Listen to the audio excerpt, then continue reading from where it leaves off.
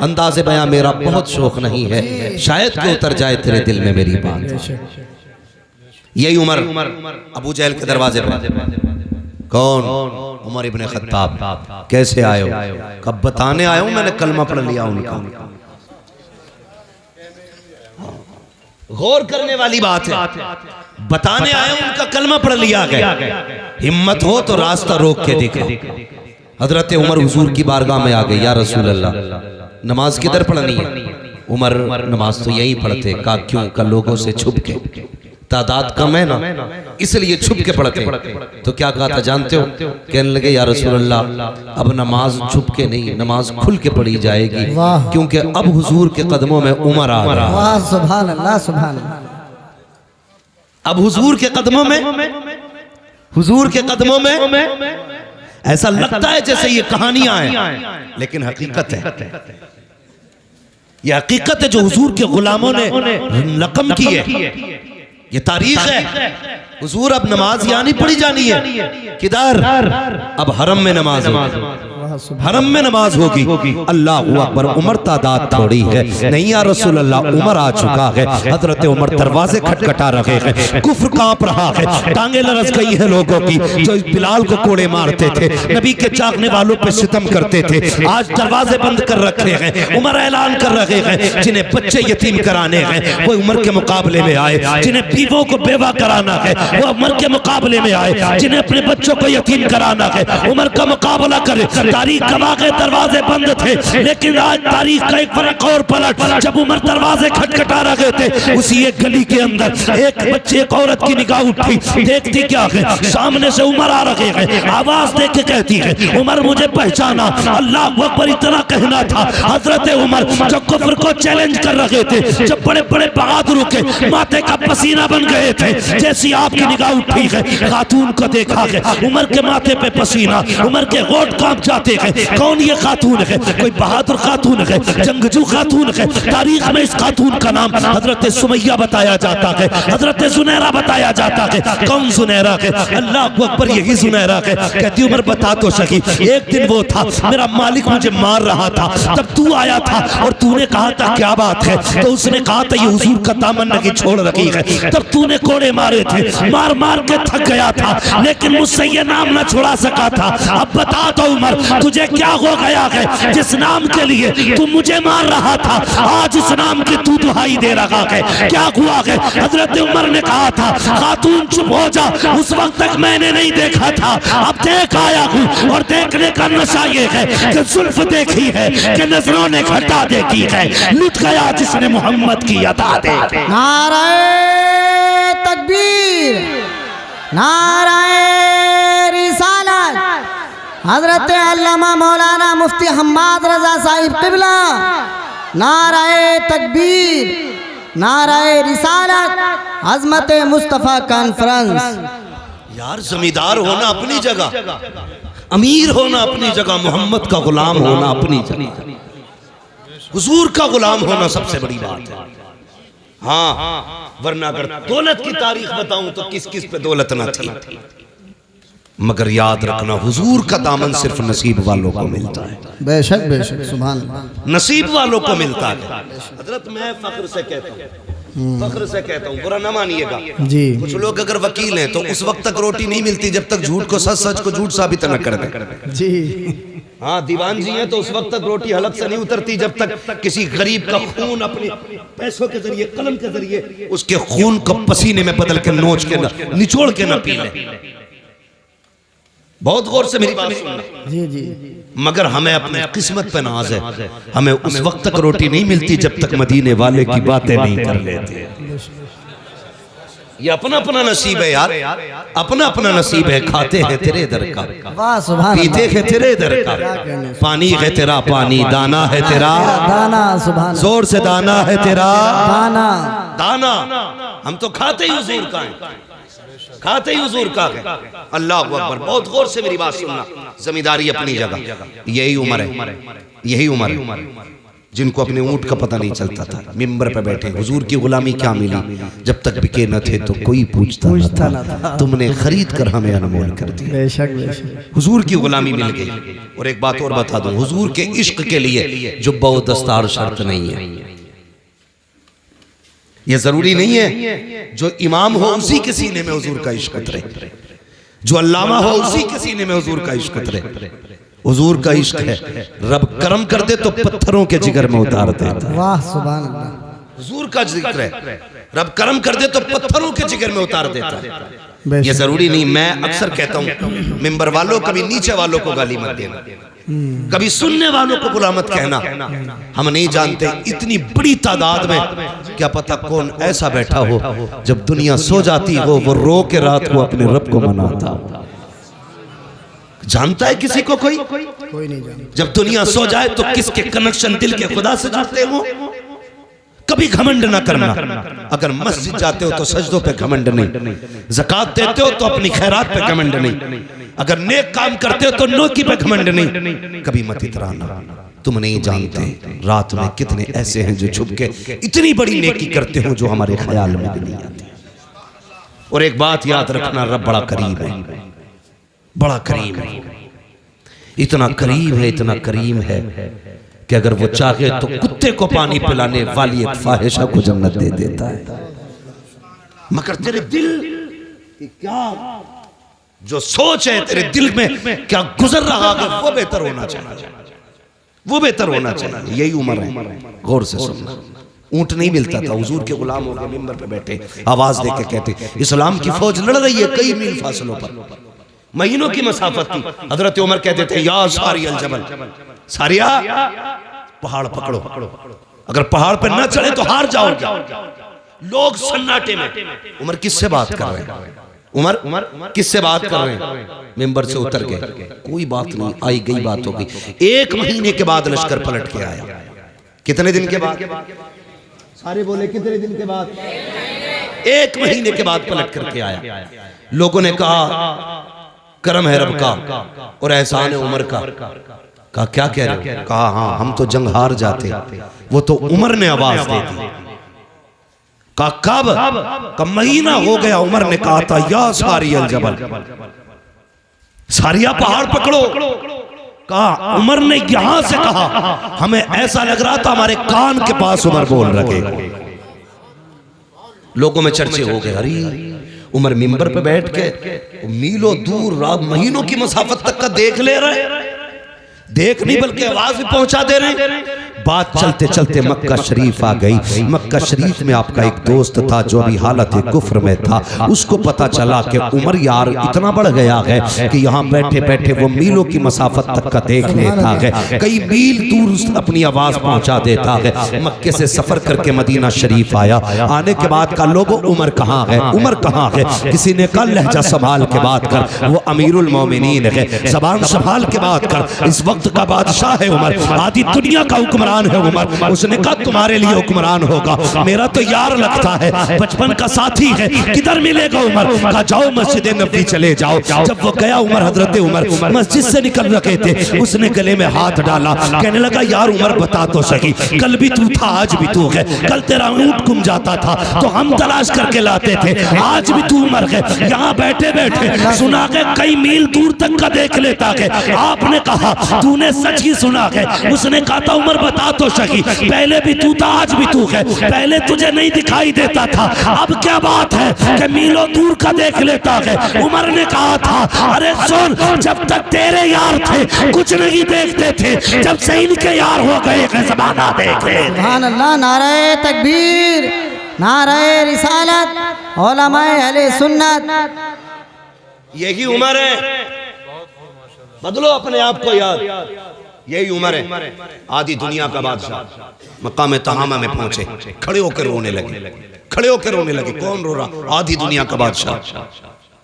जब रोए ना, किसी ने कहा क्या बात है उमर, आधी दुनिया पे हुकूमत है, तेरा डर इतना कि शेर बकरी एक जगह पानी पीते, इतनी जुर्रत वाला उमर रो रहा है जिसके सामने रूम और कैसर थर थर कांप रहे, वो रो रहा है।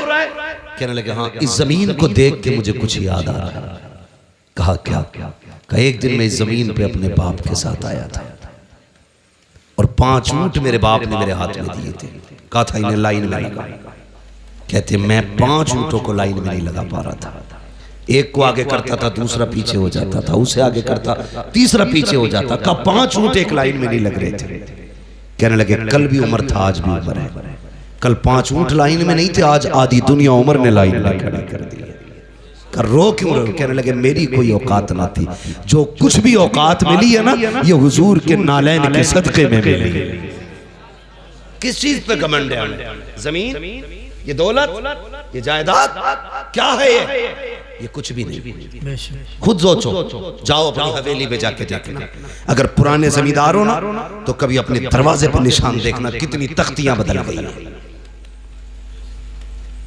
तुम्हारे बाप से पहले तुम्हारे दादा के नाम की तख्ती थी, उससे पहले तुम्हारे परदादा की तख्ती, उससे पहले तुम्हारे लकड़दादा की तख्ती, उससे पहले झकड़दादा की तख्ती। आज तुम्हारे नाम की तख्ती है, कल तेरे बेटे के नाम की होगी, फिर वो छूटेगी, तेरे पोते के नाम की आएगी, फिर वो भी हटाई जाएगी, फिर पर पोते के नाम की लगेगी। मुझे बता हवेली वही रहेगी, तख्तियां बदलती रहेगी। बोलो रहेंगी? तुम नहीं रहोगे, तख्तियां बदलती रहेंगी, हवेली वही रहेगी, जमीन वही रहेगी, मकान वही रहेगा, लेकिन तुम नहीं रहोगे। फिर किस चीज पे अकड़ है? किस चीज का घमंड है? आज लोग कहते हैं कि भाई मेरे सामने कोई टिक सकता है, मेरे सामने कोई बैठ सकता है, थाने में जाऊं तो फला खड़ा हो जाता है। यह भी कोई वजूद है? ये भी कोई बात है कि तेरे आगे कोई नहीं टिकता? किसी ने कहा था बड़ा कौन है, तो किसी ने कहा बड़ा वो है जिसके आगे सारे छोटे लगे। एक अक्लमंद ने खड़े होकर कहा नहीं, बड़ा वो नहीं जिसके आगे सारे छोटे लगे, बड़ा वो होता है जिसके आगे कोई अपने आप को छोटा ना समझे। वो सबसे बड़ा होता है जिसके आगे कोई छोटा ना लगे। और वो कौन है? वो तेरे मेरे नबी की जात है।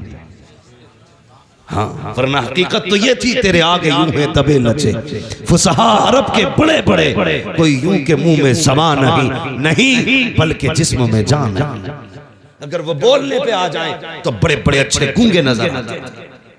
हाँ, उनकी फसाहत और बलागत के आगे किसी की ज़बान नहीं चलती थी, लेकिन कर्म करने पे आए। अल्लाह अकबर। अरब की गर्मी है, शिद्दत की दोपहरी है, तपती हुई धूप है, जमीन आग उगल रही है। अचानक एक खातून आई, इशारा किया, हुजूर साए से उठे, जाके उस खातून के पास खड़े हो गए। अल्लाह अकबर। थोड़ी देर नहीं, बहुत देर तक वो खातून बात करती रही। सहाबा इशारे कर रहे हैं, आका आ जाइए, तरगमी तेज की है, सरकार आ जाइए। हुजूर नहीं हटे अपनी जगह से जब तक वो औरत खुद नहीं चली गई। हजरत उमर करीब आए, कहते हैं या रसूल अल्लाह, किससे बात कर रहे थे? जानते हैं ये पागल औरत है, इसे कोई मुंह नहीं लगाता है। आका इससे आपने इतनी देर बात क्यों की है? आका ये तो दीवानी है, मेरे नबी के जुमले सुनना।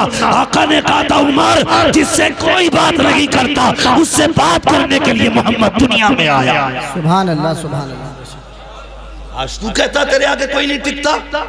मेरे हुजूर ने कहा था जिसे कोई मुंह से नहीं लगाता उसे मुंह लगाने के लिए मैं आया। बेशक। तो बड़ा वो नहीं जिसके आगे दुनिया छोटी लगे, बड़ा वो है जिसके आगे कोई छोटा ना लगे, कोई छोटा ना लगे। तारीख पढ़ो ना आप, खुदा की कसम हुजूर ने। और एक बात याद रखिएगा, ये तारीख है और कायदा भी है। मौलाना तालिब साहब, ये कायदा भी है, बात मनवाने के लिए जात मनवानी पड़ती है। ठीक है जी, बात मनवाने के लिए जात मनवानी पड़ती है। बंदा खुद चोरी करे और कहे चोरी ना करो तो लोग कहते हैं ये मुंह और मसूर की दाल। कोई गरीबों की जमीन पे कब्जा करे, उसे बेच बाच के हज करने जाए तो लोग मुंह पे कह देते हैं सो चूहे खा के बिल्ली हज को चली, कह देते हैं ना मुंह पे। तो पता क्या चला कि पहले जात मनवाओ फिर बात मनवाओ, यानी बात का वजन जात से बनता है। लेकिन खुदा की कसम कुर्बान जाऊं अपने नबी पर, जात कैसी भी हो उनकी बात करने लग जाए तो इज्जत वाली हो जाती है। हर बात को वजनी बनाने के लिए जात का अच्छा होना जरूरी है, लेकिन जात को अच्छा करने के लिए उनकी बात करना जरूरी है। हाँ, हुजूर की बातें करो तो कसम खुदा की कितने भी निकम्मे हो दुनिया तुम्हें इज्जत देने लगे। ये मेरे हुजूर की जात की बरकत है, उनके जिक्र की बरकत है। वरना कैरेक्टर के लिए, जिंदगी के लिए, अखलाक के लिए हुजूर ने पूरा ज़ाब्ता दिया। 40 साल तक अपनी जात मनवाई। कितने साल तक? जोर से 40 साल तक जात मनवाई और 40 साल के बाद ऐलान नबूवत फरमाया। इसी जगह पे कुछ लोग हमारे सुन्नी भाइयों को बहकाते हैं, कहते हैं उन्हें नबूवत 40 साल के बाद मिली थी। इन गधों से ये कह दो मेरे नबी ने फरमाया कुन्तु नबिय्युम व आदम बैनल माइ वत्तीन। तुम 40 साल की बात करते हो, वो तो ये कहते मेरे नबी ने फरमाया मैं उस वक्त भी नबी था जब आदम की मिट्टी तैयार की जा रही थी। उस वक्त भी नबी था जब आदम की मिट्टी तैयार हो रही थी, यानी आदम मिट्टी और पानी के बीच में जब पुतला बनाया जा रहा था, मैं तब भी नबी था।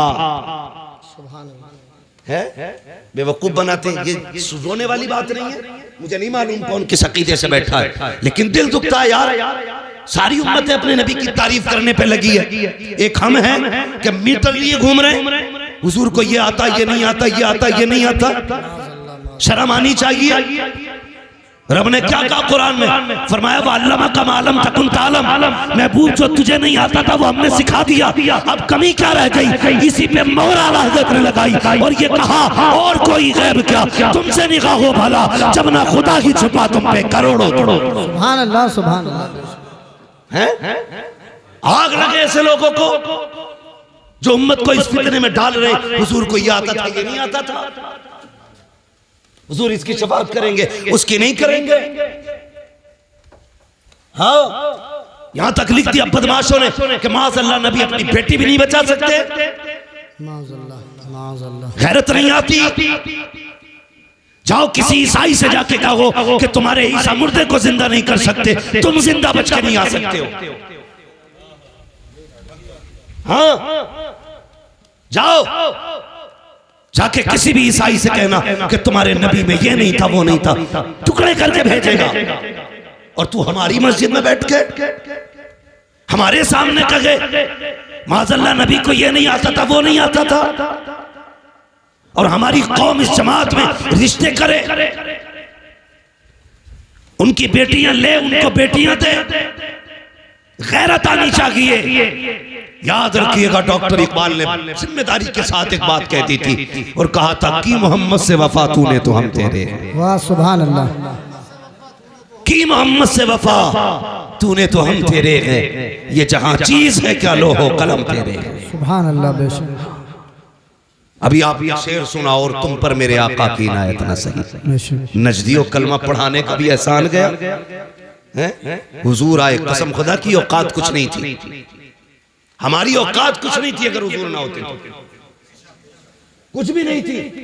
और सच पूछो इन उलमा से, जाओ किसी यहूदी की तारीख पढ़ो, ईसाई की तारीख पढ़ो, जिस उम्मत की चाहो तारीख पढ़ लो। अगर गुनाह कर देते थे या तो दरवाजे पर लिख दिया जाता था ये फला गुनाहगार का दरवाजा है, या माथे पे लिख दिया जाता था इसने ये गुनाह किया है। हुजूर आए, तुमने रातों में गुनाह किए लेकिन लिखा नहीं गया, तुमने रब को नाराज किया, तुम्हारी चौखट पे नहीं लिखा गया, तुमने रब की नाफरमानी की, तुम्हारे माथों पे न लिखा गया। जानते हो किस लिए? रब ने वादा किया है मा कान अल्लाहु रसूला, महबूब मेरा वादा है जब तक तू इनके बीच रहेगा मैं इन्हें अज़ाब नहीं दूंगा। आज जो बच रहे हो ये तेरा करम नहीं है, ये मदीने वाले का कदम। वाह सुभान अल्लाह, सुभान अल्लाह। बेशक ये हुजूर का सदका है और हमारी कौम अंधी होती जा रही है। मैं सिर्फ इतना कहूंगा, जाओ पकड़ के लाओ किसी भी नज्द की बदमाश औलाद को। चैलेंज है मेरा, हुजूर से ज्यादा कोई रोया हो तुम्हारे लिए तो बताओ। हुजूर से ज्यादा कोई रोया हो तो, हुजूर से ज्यादा किसी ने आंसू बहाए हो तो मुझे बताया जाए। तारीख पर डालिया। अल्लाह अकबर। हुजूर इबादत के लिए गार में जाते थे। बहुत गौर से सुनना, मैं हुजूर का किरदार बताने लगा।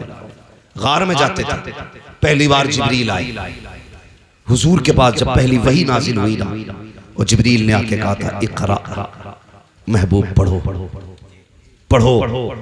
हमने इस इक़रा के राज को नहीं समझा। बहुत गौर करना मेरी बात, इक़रा के राज को नहीं समझा। हुजूर उस जमीन पे आए थे जहां की जमीन भी पत्थर थी और दिल भी पत्थर के थे। तवज्जो है मौलाना इख्तियार साहब। हाँ, तारीख ले लिए, जिम्मेदारी पूरी नहीं हुई, तकरीर पूरी ना हो जाए।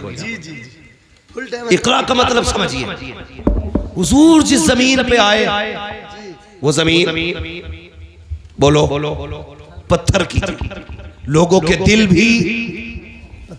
भी कैसे पत्थर थे? बेटियों को जिंदा दफन करते थे। मेरी बेटियां मेरी बात सुने, बहुत गौर से सुने।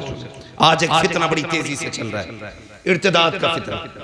बेटियां धर्म छोड़ रही हैं और इश्क के तूफान में अंधी होकर के न जाने किस किस के गले पड़ जा रही है। फिर कुछ दिन के बाद रोडों पे पड़ी मिलती है, कभी बैग में मिल रही है, कभी कटी ट्रेन में मिल रही है, कहीं नालियों में मिल रही है, कहीं लाशें जला दी जाती हैं, कहीं मोमबत्ती में पैक कर दी जाती है। मेरी बेटी सुन तो सही, जब हुजूर नहीं आए थे तेरी औकात क्या थी? तुझे कत्ल करते टाइम बाप का हाथ नहीं कांपता था, माथे पे पसीना नहीं आता था। तुझे पैदा करने के बाद जिसके घर में पैदा होती थी वही दफन कर दिया जाता था।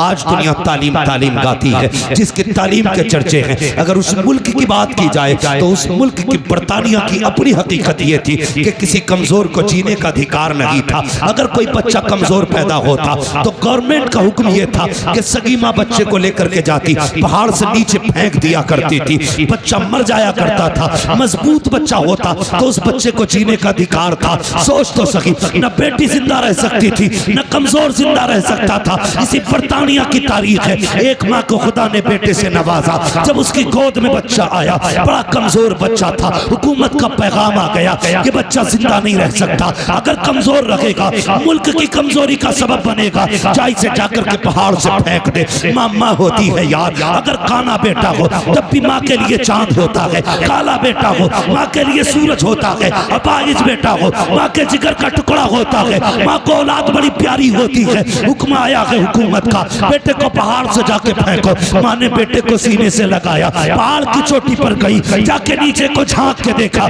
गहराई थी। माँ का दिल तड़प गया, रोने लग गई। कहती बेटे अगर हुकूमत का खतरा ना होता तो मैं तुझे सीने से लगा के पालती, पूरी जिंदगी कांधे पे रखती। ए मेरे बेटे मजबूरी है, क्या करूं? माँ ने ये कह के बेटे को जब सीने से जुदा किया, पहाड़ से नीचे फेंका, माँ के हाथ उठ गए। रो के कहा था या अल्लाह कब तक ये बेटे मारे जाएंगे, कब तक कमजोर मारे जाएंगे? खुदा की कसम जब ये सदा निकली उसके दिल से, 12वीं तारीख को मक्के से ऐलान किया गया था अब कोई कमजोर नहीं रोएगा। जिंदगी देने के लिए अब्दुल्ला का लख्ते जिगर आ गया। नारे तकबीर, नारे रिसालत, उलमा अहले सुन्नत, अज़मत मुस्तफा कॉन्फ्रेंस, अल्लामा मुफ्ती हम्मद रज़ा साहिब क़िबला।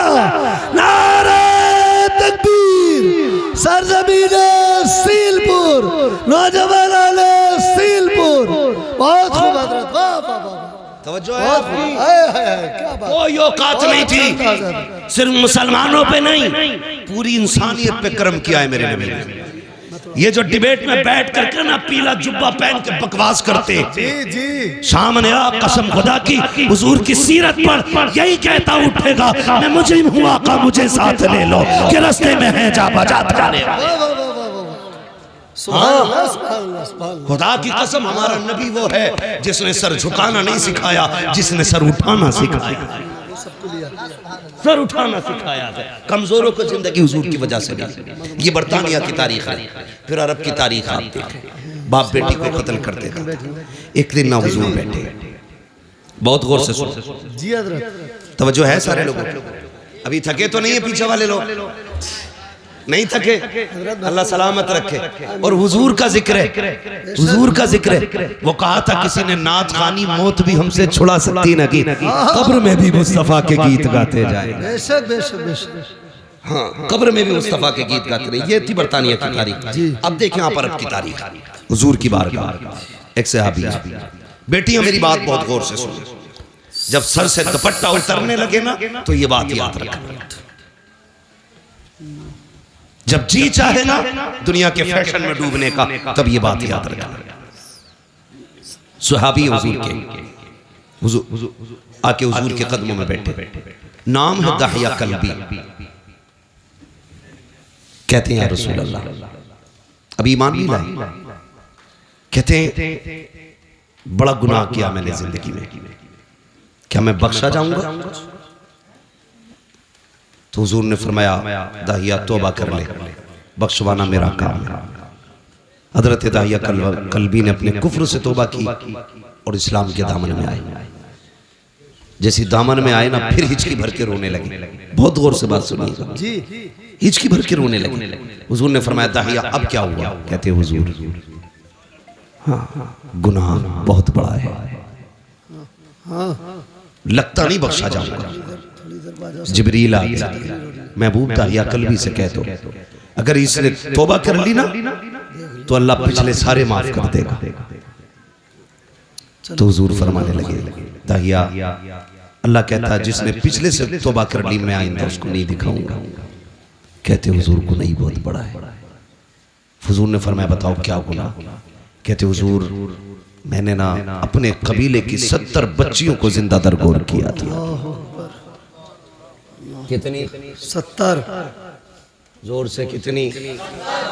यहीं रुक के एक बात कहूं, पहले दफन जिंदा दफन किया जाता था पैदा होने के बाद। पहले बेटियां पैदा होने के बाद मारी जाती थी, आज बेटियां पैदा होने से पहले मार दी जाती हैं। गलत नहीं कह रहा, जो डॉक्टर हैं वो मेरी बात की तस्दीक करेंगे। सिर्फ इस खतरे से बेटियों को मां के शिकम में मरवा दिया जाता है कि इसका जहेज देना पड़ेगा, इसकी शादी करनी पड़ेगी। हाँ, कई डॉक्टरों की रिपोर्टें मेरे पास है और कई सारे डॉक्टर्स मेरे राब्ते में रहते हैं जी। लोग जाके कहते हैं जो चाहे कीमत ले लो, कत्ल करो इसको, हमें बेटी नहीं चाहिए। मैं सिर्फ इतना पूछना चाहता हूं, जो मां के शिकम में पल रही है इसका कसूर क्या है? यही कि ये एक बेटी है,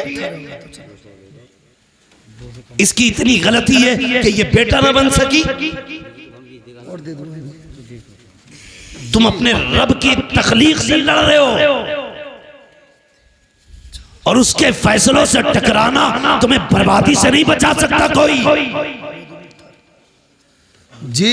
कुरान ये कहता अल्लाह जिसे चाहे बेटी दे, जिसे चाहे बेटा दे और जिसे ना चाहे उसे कुछ ना दे। बेटी ये तो मरवा रहे हो, क्या तुमने बेऔलाद वालों को दीवारों में सर मारते नहीं देखा?